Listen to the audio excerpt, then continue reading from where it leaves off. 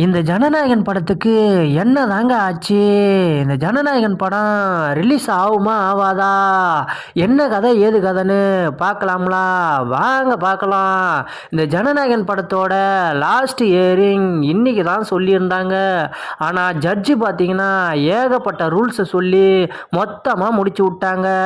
போகிற போக்க பார்த்தா ஜனநாயகன் படம் ஓடிடியில் தான் ரிலீஸ் ஆகும் போல.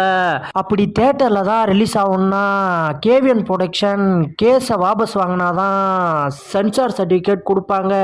அப்படி சென்சார் சர்டிஃபிகேட் கொடுத்தாலும் படத்தை நாய் கொதற மாதிரி கொதறி ஏகப்பட்ட கட்டோட தான் படம் ரிலீஸ் ஆகும். அப்படி ரிலீஸ் ஆனாலுமே பெரும் பாதிப்பை ஏற்படுத்தும். இப்படியே போனால் ப்ரொடக்ஷன் ஹவுஸு அடுத்து ஓடிடிக்கு தான் மூவ் பண்ணுவாங்க.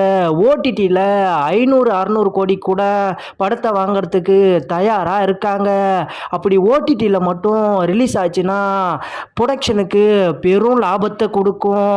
ஆனால் தமிழ் சினிமாவுக்கு இது மிகப்பெரிய பாதிப்பை ஏற்படுத்தும். இதுதான் என்னுடைய கருத்தும். இது போன்ற வீடியோவை மறக்காமல் பார்க்க அகராதி யூடியூப் சேனலை சப்ஸ்கிரைப் பண்ணி வச்சுக்கோங்க.